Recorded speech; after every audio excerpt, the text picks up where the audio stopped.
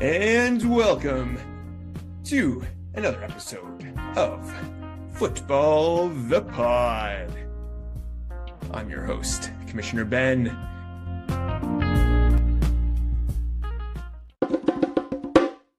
All right, welcome to Football the Pod, Season 4, Episode 15. I'm saying that 2 weeks in a row because I counted wrong last week somehow. Today is actually Episode 15. Quarterfinals week is over, and we're on to the semis. We had some early week explosions, some Monday night nail biters, happiness, regrets, and all the fun that comes with fantasy. We will review it all. But let's get right into it, because first it's time for Just the Tip with Commissioner Ben. All right, today's a quick one, reminding everybody about weather and indoor games. You saw it over the past couple weeks. There's some games that are getting heavy rain, some games that are getting snow. So remember, take a look at the weather. Those northern US games get windy and snowy. So if you have a tough lineup decision, it's always safer to play guys on a team who are playing inside a dome instead of being exposed to the elements. I've talked about weather before, but I haven't highlighted specifically dome games. This is why people were saying target Detroit Lions towards the end of the year, because they had 6 of their final 7 games inside domes, which is where Jared Goff plays a lot better. This translates to Jameis Williams having big weeks. That's why he's been doing so well lately and in the fantasy playoffs. And this is especially true for kickers, where you definitely want to avoid windy games. Actually, kickers is who weather ends up affecting the most. So take a look, Saturday this week and Sunday morning for your final roster decisions, checking that weather, especially for final kicker swaps. And that was Just the Tip with Commissioner Ben. All right, it's just me again this week, giving you the old-fashioned solo review and preview pod. So let's get into it. We are done with our low score, high score awards for money, at least, both real and fake. But we'll still give out the honorary prizes, especially because big congrats goes out to me for the top score of the week with 190 points and the third highest score of the year. Great way to start off the fantasy playoffs. And the Poopy Football Award goes out to Christine, whose championship bracket journey was short-lived as she fell flat with 92 points as her team clearly joined her in Mexico instead of hitting up the football field. All right, let's start off with a new section called Playoff Hotties. Let's see who helped everyone win their playoff matchups. Not who crushed you on this side. We'll see who crushed you when we get into the individual matchups. But let's take a look. I'm sharing the screen. I'll highlight them as well. There's this cool feature on Yahoo. If you go to the research tab, I've showed this before. You click research. There's a drop-down menu here. It's got a whole bunch of fun stuff, including who's hot, which specifically shows who are the top scorers at every position in our league with our league scoring this past week. So if we look at who's hot here, looking at our positions, these are the people who really helped you win the first round of the fantasy playoffs. And I say this because we had some massive scores. However, our first player, 54.3 points, the second highest score on the year for any single player this year, was Trevor Lawrence, who definitely helped Mike out on his bench, benching the second highest score in all of fantasy on the year. Disappointing. However, I did not bench Kyle Pitts. I picked him up and started him in 2 leagues, I will say, for the best tight end game of the year, one of the best fantasy scores on the year as well. The best game of Kyle Pitts' career, scoring 7% of his total fantasy career points in this single game. So clearly Kyle Pitts helped me. However, he was closely competed against by the sun god, Amon-Ra St. Brown, who only had 4 points less than him. A massive week. Scrolling down, we've got some of the usual fellows. Trey McBride has been absolutely insane. Some interesting quarterbacks here. Bo Nixon, Brock Purdy stepping up. Kirk Cousins was one of the games of his life. Nobody was playing him. Jared Goff, that indoor game that I was talking about on Daniel's bench though. And Travis Etienne, not helping Brent in the playoffs, but hey, at least it'll help him out. Get a good draft pick. Same thing with James Cook on Jason's squad. some of the top quarterbacks coming through, but some real playoff strong performers are who you like to see here. Travion Henderson could be that league winner after that monumental initial trade that looked to be pretty inconsequential about 5 weeks ago between Eddie and Mike. Scrolling down here, some surprise performances like CJ Stroud and JJ McCarthy, while again, the usual suspects like Bijan Robinson and Puka Nacua are still here to help you out. And here's Jameson Williams, like I said, in one of the top scorers on the week, alongside my kicker, Jason Myers, with 263 field goal yards. And Tyrone Tracy, Colby Parkinson rounding out the bottom, who has now been cleanly picked up by Eddie. He's been on fire lately. He was a free agent as of yesterday. These are the players who really helped you win your matchups. Some of them were not even started. So if you're missing some of the usual suspects here, that means that, well, they probably did not perform as well as you wanted this week.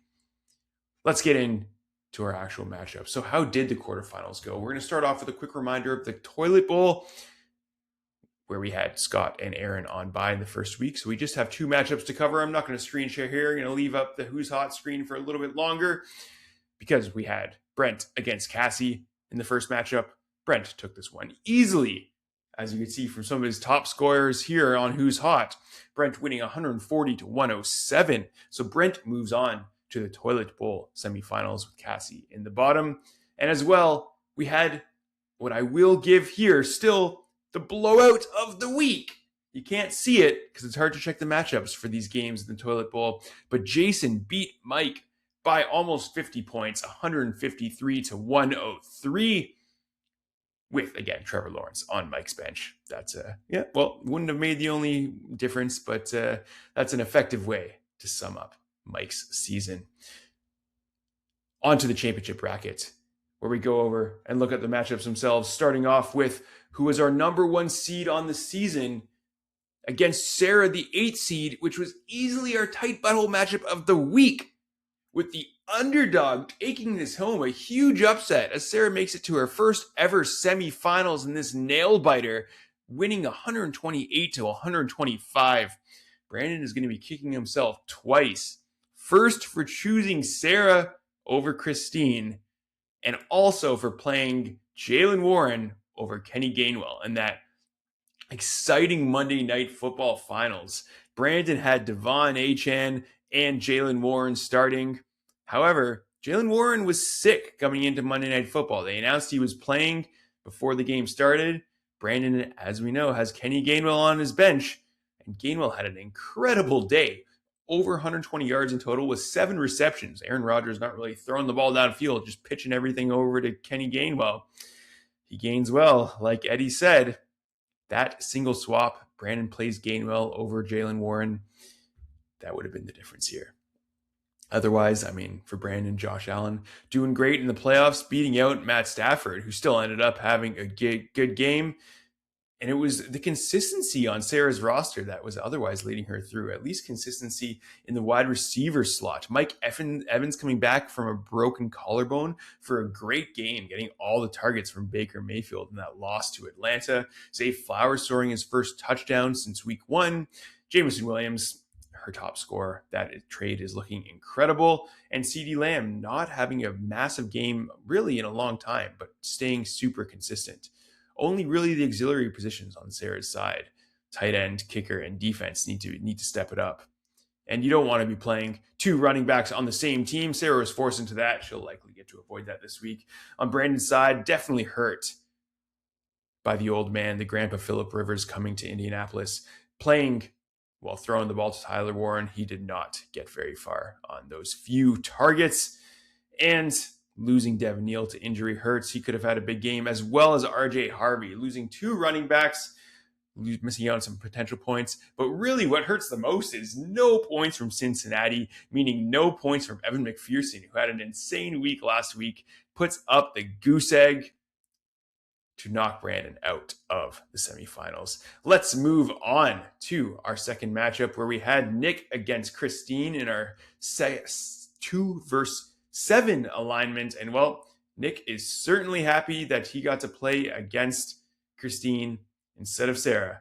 Although, just going by points total, the outcome likely would have been the same. However, Christine, this was not the best showing from either team, but clearly Christine was not ready for the playoffs, having to start Devin Singletary, of all people. Devin Singletary, backup running back on the Giants. Come on, you can't like the Giants that much still. Only 2.4 points from Devin Singletary. Not even the most disappointing spot on her roster, leading to this 92 to 128 point loss as our upsets started and ended with our first matchup. Nick easily moves on to the semifinals. Taking a look here, Cincinnati just fell completely flat. That helped to crush Brandon, and it really crushed Christine as she started Joe Burrow over Caleb Williams on her bench. That would have been a clean 15 bonus points. Instead, Joe Burrow gets 5 points. Andre Yoshevez, operating as the number 2 wide receiver on the team, somehow didn't even get a target with T. Higgins out. Jalen Waddle did basically nothing on Monday Night Football. Saquon Barkley had his bounce, he's bouncing back, had a strong game. But when your defense is your top scorer, you know that something is wrong. So that is it. You hate to have to play Devin Singletary and Andre Yoshevez. Maybe you need some better waiver moves next year, Christine. Over on Nick's side, no more quarterback decisions to make, and Baker pulled through with a late touchdown pass to break 20 points for the first time in a few weeks. However, Nick's losing Devontae Adams with a hamstring injury. Will he even play this week? And surviving another down game from Jahmyr Gibbs. Jahmyr Gibbs is looking massive boom games or busts. It's hard to get one or to just land consistency, it seems like. However, you can't be upset with 10 points from your average player. Nick is going to need probably a little bit more booms this week to move on to the finals, but he'll take this easy win over Christine. Let's move on to our third matchup. That was our 3rd versus 6 seeds, and this was my matchup against Daniel. You already know it, the top scorer on the week. However, Daniel, 162 points for this 190 to 162 win for me. Daniel had the number 2 highest score on the week, but I'm sure Daniel's lack of pod appearances surely put the final nail in the coffin to kill his comeback, as I am back in the semifinals after a year outside the playoffs. And you know what? Someone's got to do it. I'll commend myself for picking up and starting Kyle Pitts, who was inexplicably dropped by Nick for this 45-point bomb. But I will say, like I said, that was canceled out almost by the Sun Gods 41-point game. And the pickup and play of CJ Stroud, starting him over my quarterback for the season, who's not been doing well lately, Justin Herbert. Again, masterful move, I will say. That was evened out by Jalen Hurts. So where did the difference really come in this matchup? Well, it came in running back depth with my slightly more consistent running backs beating out Ashton Genty and Rachaad White. What are you doing playing Rachaad White, Daniel? Maybe more than a couple moves on the year would help you out. Rachaad White, come on. How the 3rd running back now on Tampa.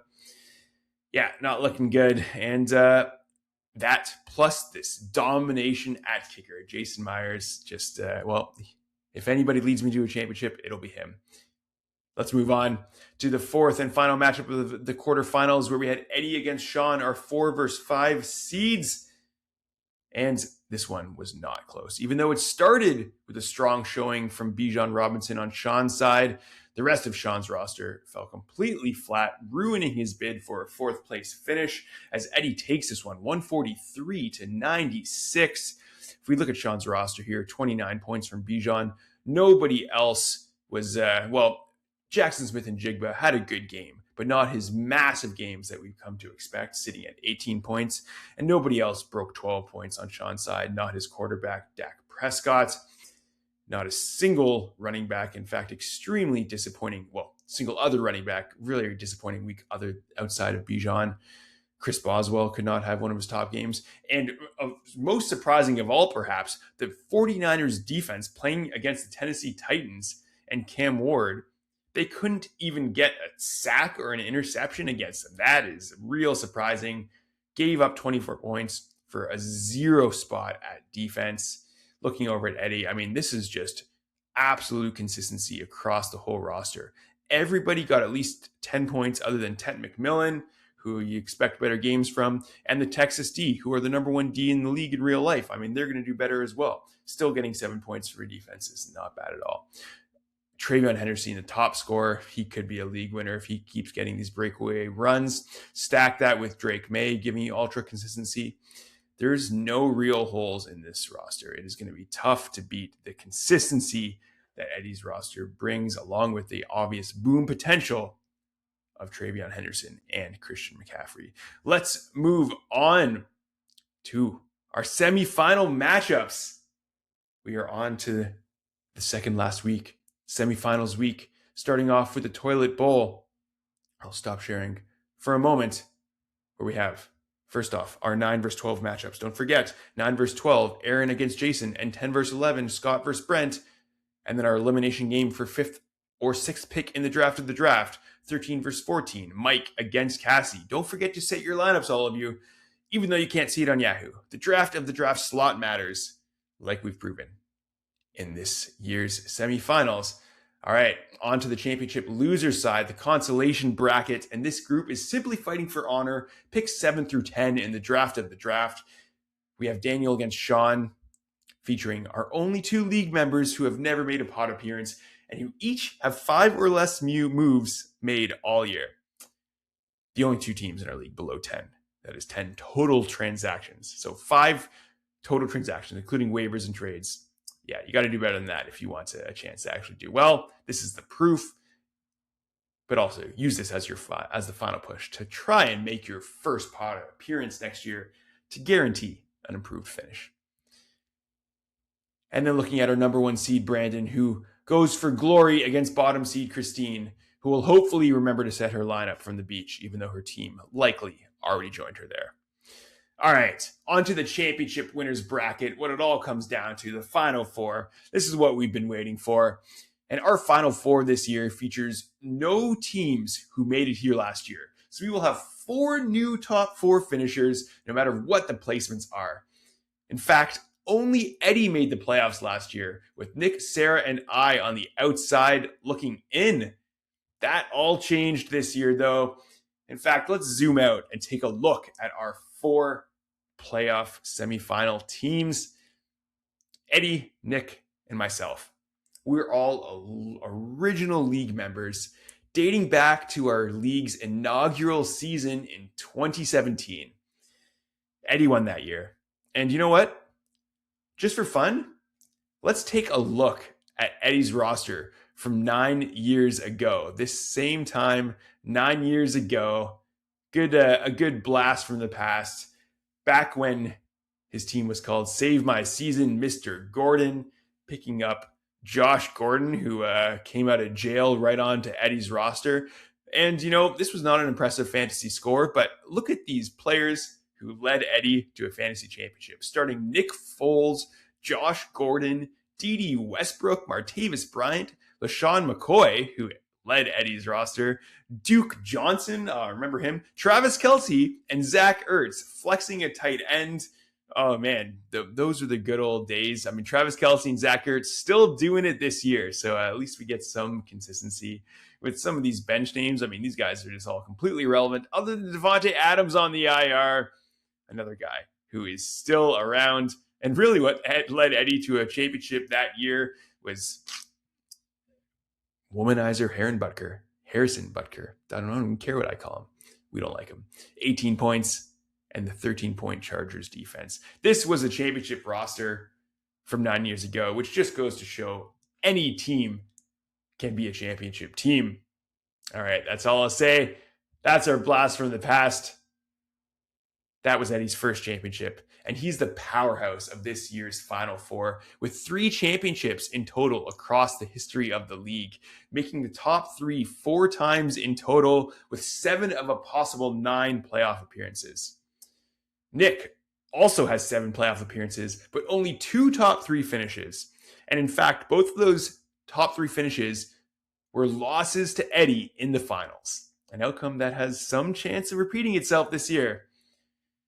I, on the other hand, I lead the league with 8 playoff appearances of a possible 9, leading the league in that regard, like I said, but only 2 top 3 finishes.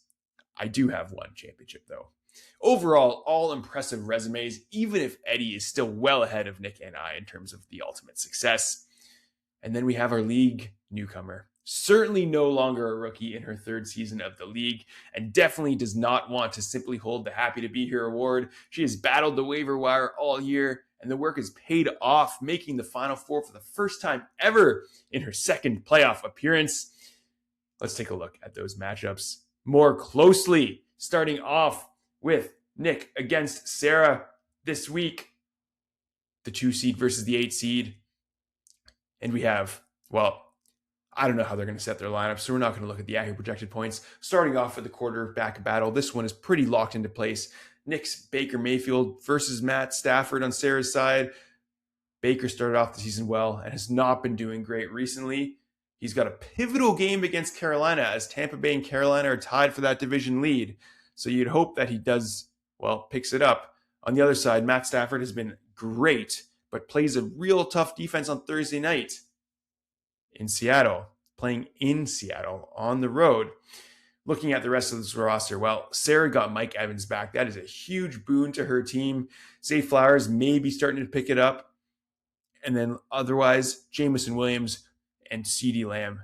These are the two new studs of her roster hidden down in the flex spots, just like Jahmyr Gibbs on Nick's side. This Detroit game against Pittsburgh is going to be pivotal for this matchup. Nick has currently got Ja'Cory Krosky-Merritt in his lineup. Let's see if that holds if Chris Rodriguez starts. If not, Nick's going to have to, well, put in one of his many totally reasonable options at wide receiver on the bench. He's probably waiting to see if Marvin Harrison Jr. comes back from injury. If so, I'm sure he'll be in that starting lineup. Sarah's lineup doesn't have too much to work with on the bench, so she's looking pretty set after picking up Michael Carter today as her second running back. At wide receiver, with Mike Evans, Zay Flowers, Jamison Williams, and CeeDee Lamb, I mean, all right, the two are flex, but you got to give the wide receiver edge over Nick, who's playing Deebo Samuel, who is not doing well lately, and Davante Adams, who's probably going to be out with his hamstring injury tomorrow night. Can he recover in time? I don't think so. Nick's going to have to slot in maybe his Chris Godwin, Baker Mayfield stack. That's probably who'd I play. Otherwise, wait for MHJ. But Sarah certainly has the edge at wide receiver. And now she probably doesn't have to deal with any of those receiving touchdowns to Davante Adams, canceling out the passing TDs by Matt Stafford. Let's look at running back. And, well, all right, the flex spots. Let's treat the flex spots differently. Simply looking at running back, though, Rico Dowdle has had a great year. He's not had a blow-up game lately.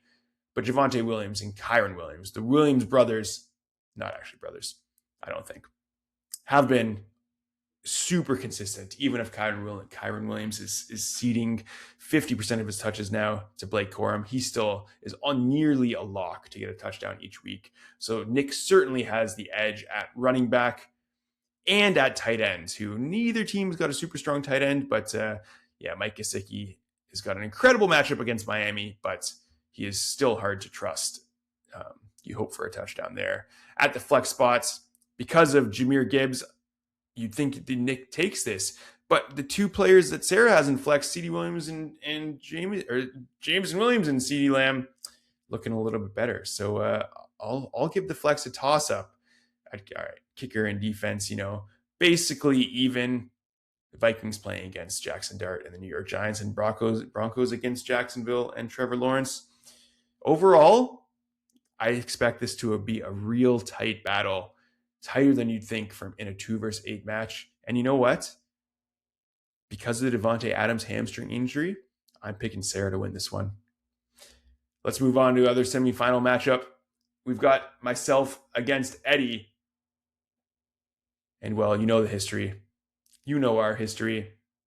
Let's look at each of the matchups. We've got at quarterback, CJ Stroud versus Drake May. Maybe I play Justin Herbert. I don't really know. My QB decision is in flux, and that easily shows that Eddie has the edge with super solid Drake May at quarterback. Looking at wide receiver, well, things just changed a whole lot for Eddie with Patrick Mahomes now going down to his, well, torn ACL and LCL. That's pretty terrible. Who knows what's going to happen with Gardner Minshew and Rashee Wright, but I'm sure he'll still pepper him against Tennessee. However, Jamar Chase is still getting peppered as well by Joe Burrow, even if their season is now over. But Michael Wilson, the pickup of the year, been an absolute stud in the past month. And against Atlanta, I expect him to continue operating like that. I don't hate Jacoby Myers on my side, but that combo of Rice and Wilson got to give the edge to at wide receiver to Eddie too. Looking at running back, I'm happy enough with my consistency of Chase Brown and Bucky Irving. They've started to either come back from injury or step it up. But looking at Eddie's side, CMC and Travion Henderson, 2 top 10, if not top 5 running backs this week. The edge clearly goes to Eddie at running back. In our tight end matchup, Kyle Pitts against Aronde Gadsden. I'm surprised Eddie didn't try and pick up a different tight end. I guess he likes that Dallas matchup.